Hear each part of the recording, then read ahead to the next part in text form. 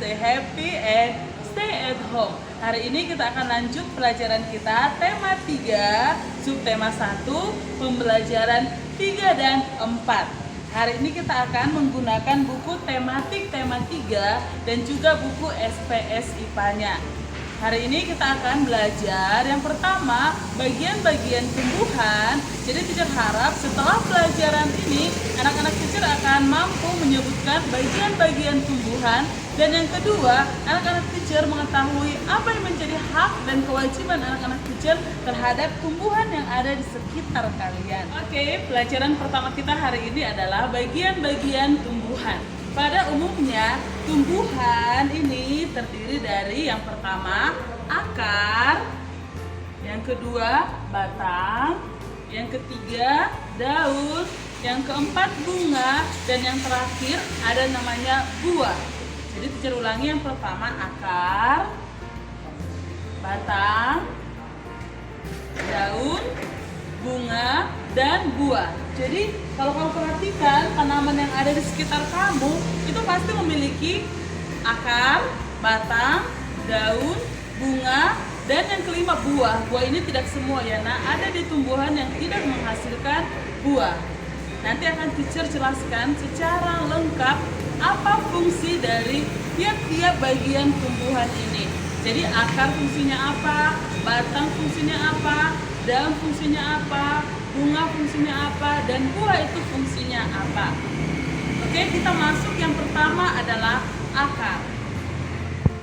Yang pertama adalah akar. Akar adalah bagian tumbuhan yang umumnya berada di dalam tanah. Untuk beberapa jenis tumbuhan, akar juga terdapat di atas tanah bahkan menggantung. Akar berfungsi antara lain sebagai bagian yang mengokohkan tumbuhan. Jika tumbuhan tidak memiliki akar, tumbuhan akan mudah dicabut, mudah roboh ketika diterpa angin, atau hanyut terbawa air ketika turun hujan.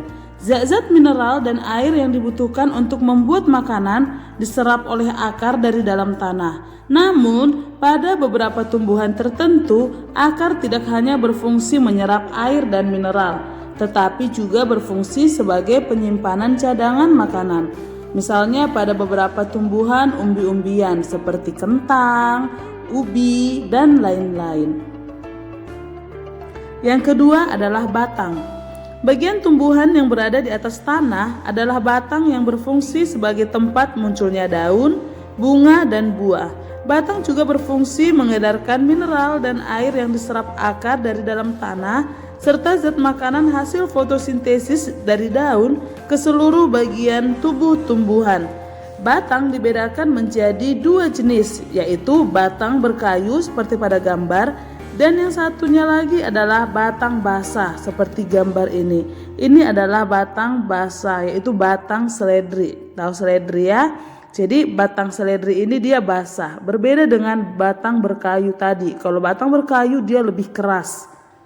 Bagian tumbuhan yang ketiga adalah daun. Daun berfungsi sebagai tempat berlangsungnya fotosintesis. Daun banyak mengandung zat berwarna hijau yang disebut klorofil. Daun terdiri atas tangkai daun dan helai daun. Bagian tumbuhan yang selanjutnya adalah bunga. Bunga merupakan alat perkembangbiakan atau alat reproduksi bagi sebagian besar tumbuhan. Bunga berasal dari modifikasi daun. Bagian-bagian bunga yang pertama adalah dasar bunga, bakal biji, kelopak, tangkai putik, kepala putik, benang sari, kepala sari, dan yang terakhir adalah mahkota. Bagian tumbuhan yang selanjutnya adalah buah. Buah merupakan bagian tumbuhan yang berfungsi melindungi biji serta cadangan makanan buat biji berkecambah. Contohnya buah mangga dan buah apel. Buah terdiri atas daging buah dan biji. Bagian yang kita makan biasanya daging buahnya. Lanjut, biji. Biji merupakan hasil dari pembuahan yang terjadi akibat penyerbukan antara serbuk sari dan sel telur pada putik. Jika biji ditanam akan tumbuh menjadi tumbuhan yang baru. Biji memiliki keping. Biji ada yang berkeping 1 dan ada yang berkeping 2. Biji berkeping 1 disebut monokotil dan biji berkeping 2 disebut dikotil. Ya, Sekarang kita masuk pelajaran kita yang kedua, yaitu hak dan kewajiban terhadap tanaman atau tumbuhan yang ada di sekitar kita. Teacher sekarang sudah berada di depan sekolah kamu. Di sekitar teacher sudah banyak sekali tanaman, ada bunga dan ada pepohonan. Kita mempunyai kewajiban terhadap tanaman yang ada di sekitar kita.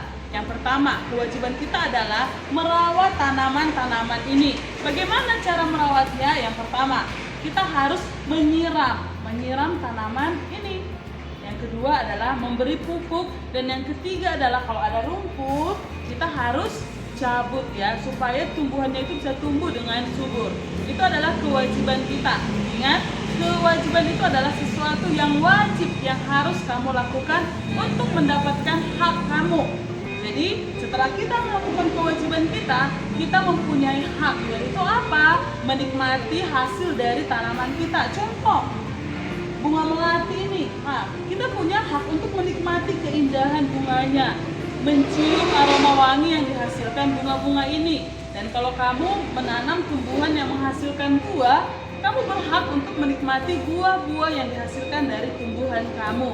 Dan yang terakhir, tumbuhan-tumbuhan ini, pepohonan yang ada di belakang teacher itu menghasilkan oksigen dan menyerap karbon dioksida. Jadi oksigen yang dihasilkan tumbuhan itu kita berhak untuk menghirupnya. Jadi untuk memperoleh hak itu kita harus melakukan kewajiban kita. Jadi jangan sekali-sekali merusak tanaman yang ada di sekitar kita. Tapi kita harus merawatnya supaya tumbuhan itu tumbuh subur dan kita dapat menerima hasilnya. Oke? Demikian pelajaran kita hari ini.